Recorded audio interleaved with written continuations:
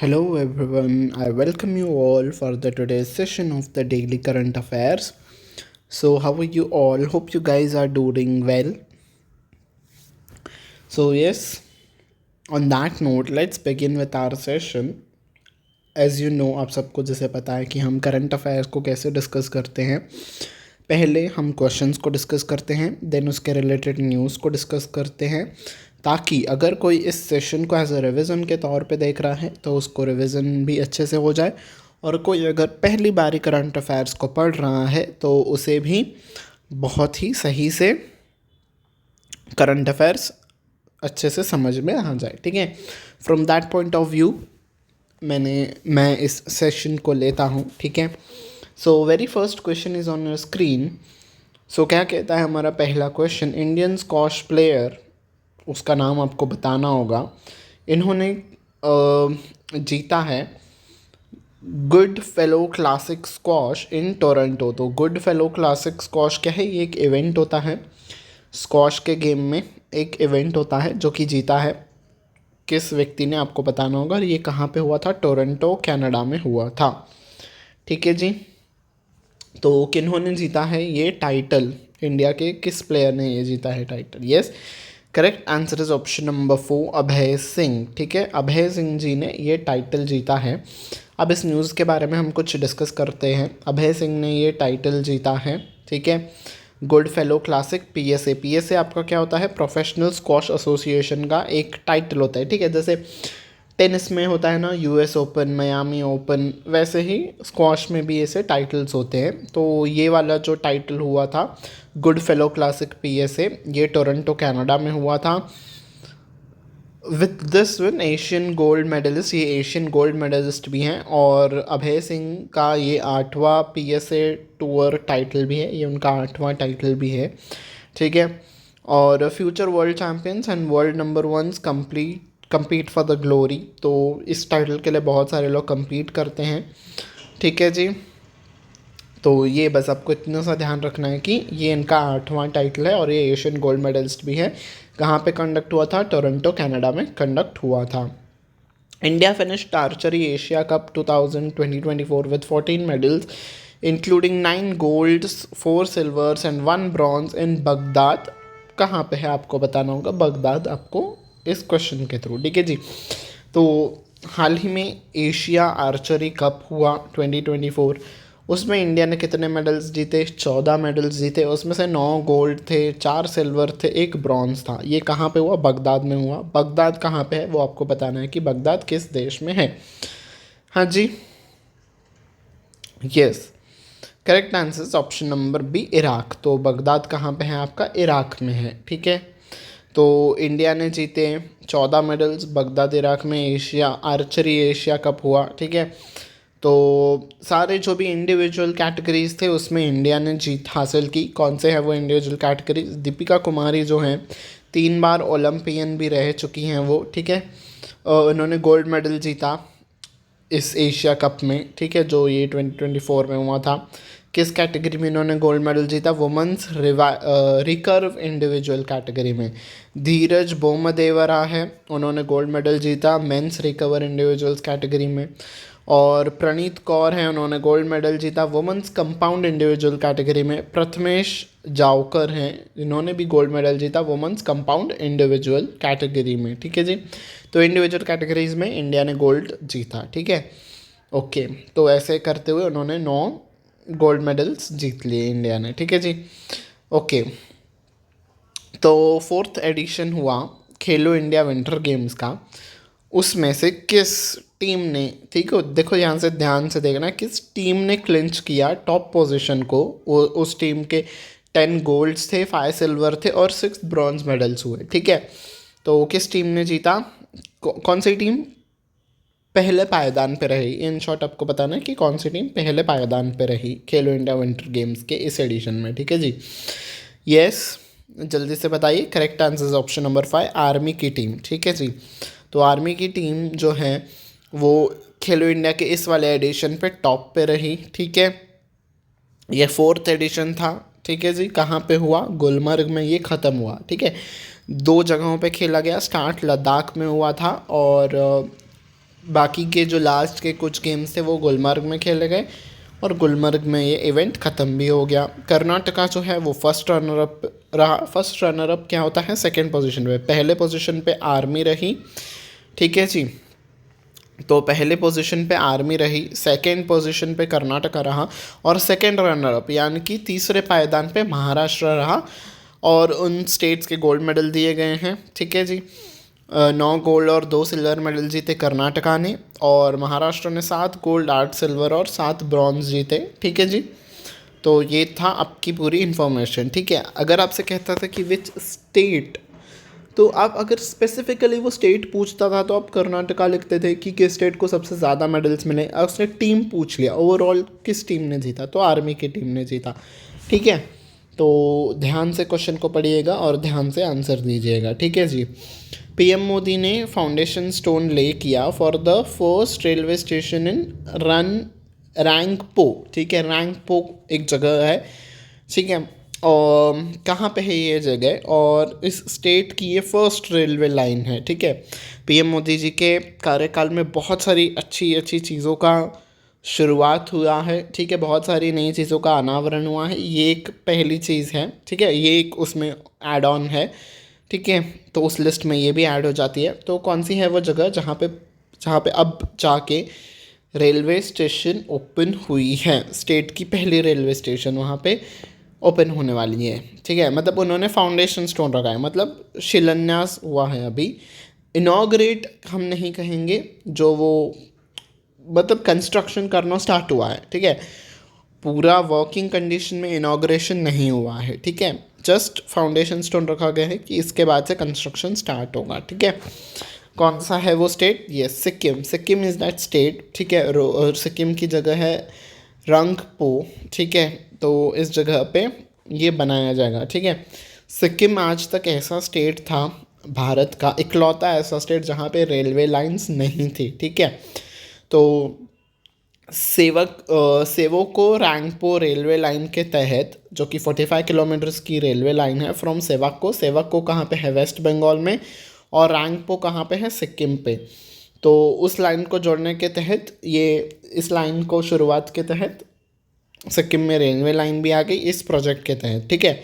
Government ने sign किया है इस प्रोजेक्ट को 3 फेजेस में। पहला फेज़ सेवको रैंगपो रेल प्रोजेक्ट होगा, ठीक है, जो कि यह वेस्ट बंगाल और सिक्किम को जोड़ेगा और सिक्किम को इसके साथ साथ अपना पहला रेलवे स्टेशन भी मिल जाएगा।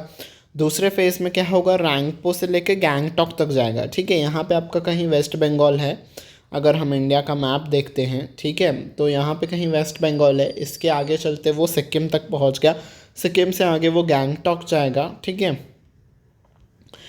ओके, तो यहाँ पे कहीं वो वेस्ट बंगाल है, ठीक है। यहाँ पे सिक्किम है आपका, ठीक है। यहाँ से वो गैंगटॉक जाएगा, गैंगटॉक से वो नथुला जाएगा, ठीक है। नथुला आपका इंडिया चाइना बॉर्डर के पास आ जाएगा, ठीक है। तो हम चाइना के बॉर्डर्स तक अपने रेलवे लाइन को एक्सटेंड करेंगे। तो ऐसे 3 फेजेस पे ये रेलवे लाइन बिछाई जाएगी, ठीक है जी। South Asia's largest ammunition facility inaugurated in dash. तो साउथ एशिया की सबसे लार्जेस्ट एम्यूनेशन फैसिलिटी जहाँ पे गोला बारूद बनाया जाएगा, ठीक है जी। तो वो कहाँ पे इनाग्रेट की गई, ठीक है। आपको बताना है किस शहर में इनाग्रेट की गई, ठीक है। Yes, correct answer is option number 3 Kanpur. तो कानपुर में ये फैसिलिटी का इनाग्रेशन हुआ, ठीक है। किसने इनाग्रेट किया? Chief minister of Uttar Pradesh Yogi Adityanath ji ने इसे इनाग्रेट किया। और किसने बनाया है ये? अडानी ग्रुप ने बनाया है, ठीक है। एम्यूनेशन मैन्युफैक्चरिंग कॉम्प्लेक्स में अडानी ग्रुप ने इसे बनाया है, ओके जी। तो the facilities by Adani defence and aerospace were inaugurated by Uttar Pradesh chief minister Yogi Adityanath. और जो चीफ ऑफ आर्मी स्टाफ है जनरल मनोज पांडे जी, इन्होंने भी ये भी उपस्थित थे उस इनाग्रल सेशन के दौरान, ठीक है। तो अडानी ग्रुप के द्वारा बनाया गया है, स्पेसिफिकली कहें तो अडानी डिफेंस एंड एरोस्पेस, ठीक है। तो यहाँ पे देश के लिए मतलब देश का जो डिफेंस सेक्टर है उसके लिए गोला बारूद बनाया जाएगा, उन्हीं को ये सप्लाई किया जाएगा। तो उन्हीं के लिए ये बनाया गया है बेसिकली, ठीक है, फॉर द इंडियन मिलिट्री, ठीक है। तो it will produce high quality small medium and large calibre ammunition for the armed forces, paramilitary forces और पुलिस के लिए, ठीक है जी। ओके, तो नेक्स्ट क्वेश्चन की तरफ आए हैं हम। Dash singer Pankaj Udhas dies. तो पंकज उधास जी का निधन हो गया है। वो किस भाषा में या फिर किस कैटेगरी में सिंगिंग करते थे वो आपको बताना है, ठीक है। यस, पंकज उधास जी किस क्षेत्र से जुड़े हुए थे? गज़ल्स, ठीक है। ऑप्शन नंबर 5 गज़ल, तो वो गज़ल गायक थे पंकज उधास जी, ठीक है। Okay, next question is Captain Marvel actor Kenneth Mitchell dies at which age. तो केनिथ मिशेल जो हैं वो आपकी कैप्टन मार्वल के एक्टर हैं, ठीक है। उनका निधन किस एज में हुआ है? Yes, correct answer is option number 4 49। तो उनको एक कोई बीमारी थी जिसमें नर्व्स क्या होती हैं वो डीजनरेट हो जाती हैं और इसका कोई पर्टिकुलर क्योर भी नहीं होता है, तो उस बीमारी के चलते हुए इनका निधन हो गया, ठीक है। देखो यहाँ पे उन्होंने लिखा है, ये कनाडा के एक्टर थे कीथ मिशेल, और इनको इनके रोल्स के लिए जाना जाता है जो कि कैप्टन मार्वल में इन्होंने काम किया था, और स्टार ट्रेक डिस्कवरी इस मूवी में भी इन्होंने काम किया था।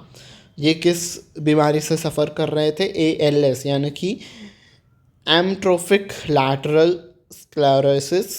तो ये एक फेटल इज डेडली डिसीज़ होती है जिसमें क्या होता है, जिसके उनको कहा कि डीजनरेशन हो जाता है, मतलब जो नर्व सेल्स हैं वो ख़त्म होने लगती हैं स्पाइनल कॉर्ड की, और ब्रेन की जो नर्व्स हैं वो ख़त्म होने लगती हैं, और इसका कोई क्योर नहीं है, ठीक है जी। ओके, नेक्स्ट क्वेश्चन की तरफ हम आ जाते हैं। क्या कहता है आपका next question? Doctor Aditi Sen ji receives dash GD Birla award for scientific excellence. तो अदिति सेन डी जो हैं इनको GD बिरला अवार्ड मिला है साइंटिफिक एक्सेलेंस के लिए। उनको किस ईयर के लिए ये अवार्ड मिला है ये आपको बताना होगा, ठीक है जी। Yes, correct answer is option number 3 that is 2023। तो 2023 के लिए इनको GD बिरला अवार्ड मिला है, ठीक है। ये पहली ऐसी वुमन है जिनको ये अवार्ड मिला है, ठीक है, GD बिरला अवार्ड मिला है। ये अवार्ड किन व्यक्तियों को दिया जाता है? जो कि साइंस के फील्ड में बहुत ही उत्कृष्ट काम करते हैं और जो 50 ईयर्स के अंडर रहते हैं, मतलब 50 ईयर्स से जो कम रहते हैं, ठीक है। तो ये 50 ईयर से कम थी और 2023 के लिए इनको चुना गया फॉर उनके साइंटिफिक काम के लिए, ठीक है जी। तो ये पहली वुमन बन गई हैं to receive this award, okay जी। ओके, तो देखो यहाँ पे वो लिखा भी है, ये एक फिजिसिस्ट है हरिश्चंद्र रिसर्च इंस्टीट्यूट प्रयागराज में, ठीक है। ये अवार्ड एनुअली दिया जाता है के बिरला फाउंडेशन के द्वारा। 1991 से ये दिया जाता है, उन लोगों को दिया जाता है जो कि 50 एज से कम उनकी उम्र है। ये पहली वुमन रेसिपिएंट है GD बिरला अवार्ड की, ठीक है। और डॉक्टर डे जो हैं, मतलब अदिति सेन डे जो हैं, उन्होंने जीता है शांति स्वरूप भटनागर प्राइज़। और शांति स्वरूप भटनागर प्राइज़ क्या है? एक one of the highest Indian science awards है, ठीक है। साइंस अवार्ड्स में उत्कृष्ट काम करने वालों को ये अवार्ड दिया जाता है। तो one of the highest award है साइंस के फील्ड में इंडिया के, जो ये इंडिया में दिया जाता है, और इनको ये अवार्ड 2018 में मिला था, ठीक है। और अब 2023 के लिए इनको GD बिरला अवार्ड भी मिल गया, ठीक है जी। ओके, नेक्स्ट क्वेश्चन की तरफ हम आते हैं। India has successfully stop the flow of water from dash river. किस रिवर से इंडिया ने अपने पानी को सप्लाई करना बंद कर दिया है पाकिस्तान के लिए? Following the completion of Shahpur Kandi barrage situated in Pathankot district Punjab. तो पंजाब के पठानकोट डिस्ट्रिक्ट में बैरेज इन द सेंस एक डैम टाइप बनाया गया है ताकि पानी आगे फ्लो ना कर सके, ठीक है।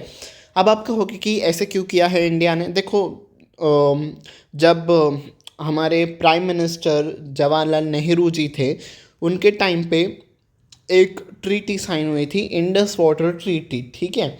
उस ट्रीटी के तहत क्या किया गया था, मैं आपको आगे समझाऊंगा कि क्या किया गया था उस ट्रीटी के तहत, पर आपको अब इसका आंसर देना है, ठीक है। इंडिया ने सक्सेसफुली किस रिवर से अपना पानी को आगे शेयर करना बंद कर दिया? Yes, correct answer is option number 4 Ravi. तो रावी रिवर से इंडिया ने अपने पानी को आगे फ्लो करने से बंद कर दिया है, ठीक है। देखो, इंडिया ने सक्सेसफुली बंद कर दिया। कहाँ पे वो बैरेज बनाया है? शाहपुर कांदी बैरेज है, ये एक एज अ डैम है, ठीक है। पठानकोट डिस्ट्रिक्ट में, पंजाब में है, ठीक है। कहाँ पे है? पंजाब और जम्मू कश्मीर के बॉर्डर पे है, ठीक है। और रंजीत सागर डैम पे ये बैरेज बनाया गया है। Barrage in the form dam का ही एक छोटा सा फॉर्म होता है, ठीक है जी। तो ये बनाया गया था, the water release by Ranjit Sagar dam जो है वो यूज़ किया जाता है पावर जनरेट करने के लिए। Main purpose for the construction of इस डैम इज़ पावर जनरेशन और irrigation in Punjab and Jammu and Kashmir. Punjab और जम्मू कश्मीर में हम इस रिवर का पानी यूज़ कर सके, इस पर्पज़ से ये डैम बनाया गया है। ठीक है, तो जो मैं आपको ट्रीटी वाली बात कह रहा था, तो जब हमारे जवाहरलाल नेहरू प्राइम मिनिस्टर थे, उन्होंने साइन किया था और ये ट्रीटी में डिसाइड किया गया था कि जो इंडस रिवर है, ठीक है, और जो झेलम रिवर है और जो चिनाब रिवर है, ठीक है, ये तीनों रिवर्स का पानी पाकिस्तान यूज़ करेगा। ठीक है, और बाकी के जो रिवर्स हैं, ठीक है, जैसे कि आपका रावी हो गया, ठीक है, और तापी रिवर हो गया, इन रिवर्स का पानी कौन यूज़ करेगा? There was one more river. ठीक है, 3 रिवर्स इंडस, चेनाब और झेलम, ये तीनों रिवर्स का पानी पाकिस्तान यूज़ करेगा। ठीक है, और there was one more river, Ravi, Tapi, और there was one more river जिसका पानी इंडिया यूज़ करेगा। ठीक है, तो ऐसे उन्होंने डील किया था। ठीक है, तो उस डील के तहत ये डिसाइड किया गया था कि हम ही लोग इस पानी को यूज़ करेंगे। तो 3 रिवर्स पाकिस्तान ने यूज़ करे और 3 रिवर्स इंडिया ने यूज़ किए। तो तभी का जो चीज़ हुआ था वो अब जाके कंप्लीट हुआ है। ठीक है, कि इनके कार्यकाल में ये चीज़ ख़त्म हुई है। Again prime minister Narendra Modi ji के कार्यकाल में ये चीज़ संपन्न हुई। ठीक है, okay, next question. Dash first septic tank cleaning robot called Hemostop Atom offering end-to-end solution to eliminate manual scaving। आपका स्केविंग वो होता है, ठीक है, जो सेफ्टी टैंक्स होती हैं जो कि आपके म्यूनसिपल कॉरपोरेशन संभालती हैं। ठीक है, तो मतलब जो आपके घर की ड्रेनेज फैसिलिटी होती है वो एंड में जाके वो पूरा पानी कहाँ पे जाता है? सेफ्टी टैंक्स में स्टोर होता है।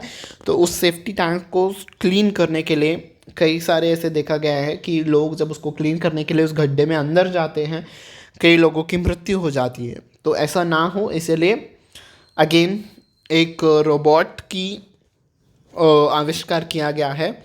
तो किस कंट्री ने इसका आविष्कार किया है? Yes, correct answer is option number 2, that is India. India का ही ये पहला रोबोट है, ठीक है, जिसका नाम है होमोसेप एटम। ठीक है, तो ध्यान रखना जो ऐसे फर्स्ट वाले क्वेश्चन होते हैं ना वो एग्जामिनर के फेवरेट होते हैं। ठीक है, इन फर्स्ट वाले ऐसे क्वेश्चंस आपके एग्जाम में आने के बहुत चांसेस होते हैं कि which was the first thing to do this, who was the first one to achieve this, which was the first country to do this.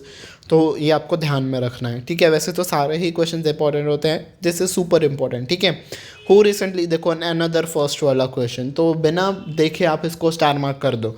ठीक है, बिकॉज ये फर्स्ट वाला है। Who recently became the first ever woman chief minister of a province in Pakistan.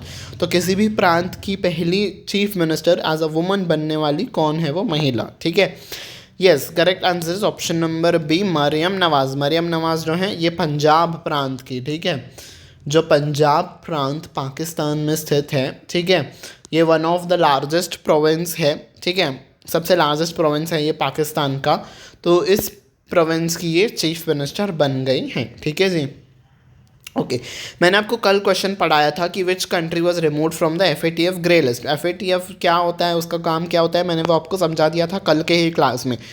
उसके साथ साथ UAE के साथ और 3 कंट्रीज़ भी बाहर आई थी FATF से। 2 कंट्रीज़ ऐड हुई थी, 2 कंट्रीज़ केनिया और नामीबिया ऐड हुई थी, वो मैंने आपको बता दिया था। पर आपको न्यूज़ में कन्फ्यूजन ना हो इसलिए मैंने ये न्यूज़ फिर से लाई है। UAE को निकाला था, उसके साथ और 3 कंट्रीज़ को निकाला था। तो कौन सी है वो 3 कंट्रीज़? ठीक है, आपको बताना है। क्या वो ओनली 1 एंड 2 है, क्या ये सिर्फ 2 हैं, या फिर 2 एंड 3 हैं, या फिर ओनली 1 एंड 2 और 3 है, ठीक है, या फिर सभी है? Yes, correct answer is option number D, all of the above, यानी कि ये सारी कंट्रीज़ को FATF ग्रे लिस्ट से निकाला गया है। ठीक है, मैंने आपको कल बताया था UAE को निकाला गया है, साथ साथ बारबाडोस, ठीक है, गिब्रल्टार और युगांडा, इन तीनों कंट्रीज़ को भी FATF के ग्रे लिस्ट से निकाला गया है। ठीक है, okay, what is the theme of startup Mahakumbh 2024? तो स्टार्टअप महाकुंभ 2024 मार्च से होगा। ठीक है, ये एग्जीबिशन होगा, जो भी इंडिया में स्टार्टअप्स हैं इन सभी स्टार्टअप्स का एक एग्जीबिशन होगा। वो जब होगा तब हम पढ़ लेंगे, बट कल के दिन इसका पीयूष गोयल जी जो हैं हमारे इंडस्ट्री के मिनिस्टर, तो कॉमर्स एंड इंडस्ट्री मिनिस्टर उन्होंने इसका जो लोगो है, वेबसाइट है, ये सारी चीज़ें लॉन्च की, थीम है। तो आपको बताना है कि थीम क्या है इस स्टार्टअप महाकुंभ की, ठीक है, इस इवेंट की थीम क्या है। Yes, correct answer is option number D, Bharat innovates. ठीक है जी, तो भारत इनोवेट्स है आपकी स्टार्टअप महाकुंभ की थीम। ठीक है जी, okay. 13th ministerial conference of WTO is being held at, कहाँ पे? 13th मिनिस्ट्रल कॉन्फ्रेंस हुई WTO की, ठीक है। ये भी वन ऑफ द इम्पोर्टेंट हो जाता है आपका क्वेश्चन, बिकॉज WTO एक ऐसी इकलौती संस्था है जो कि आपकी पूरे वर्ल्ड के ट्रेड को मॉनिटर करती है, रेगुलेट करती है, ठीक है। तो इंटरनेशनल लेवल पे ये एक ऐसी इकलौती ट्रेड को रेगुलेट करने वाली संस्था है, ठीक है। तो कहाँ पे हुई थी इनके 13th मिनिस्ट्रियल कॉन्फ्रेंस, आपको बताना है। Yes, correct answer is option number A, Abu Dhabi. ठीक है, अबू धाबी में 13th मिनिस्ट्रियल कॉन्फ्रेंस हुई है। ठीक है जी, okay. So thank you very much for listening to me and thank you very much कि आप यहाँ तक मेरे साथ बने रहे। आई होप आपको ये सेशन बहुत ही अच्छा लगा होगा, यूज़फुल लगा होगा। तो अगर आपको ये सेशन अच्छा लगा हो तो लाइक बटन पे ज़रूर प्रेस कर दीजिएगा और बाकी अपने सारे फ्रेंड्स के साथ भी शेयर कर लीजिएगा, चाहे वो किसी भी एग्ज़ाम्स की प्रिपरेशन कर रहे हो, चाहे वो SSC हो, UPSC हो, बैंकिंग हो, रेलवेज़ हो, इंश्योरेंस हो, ठीक है। तो ज़रूर से उनके साथ भी शेयर करिएगा और सब्सक्राइब बटन पे भी प्रेस कर दीजिएगा ताकि आने वाले क्लासेस की नोटिफिकेशन आपको टाइम टू टाइम मिलते रहे। ठीक है जी, so yes, this was it all from my side. So until we meet next time, bye bye everyone. Take care. Jai Hind.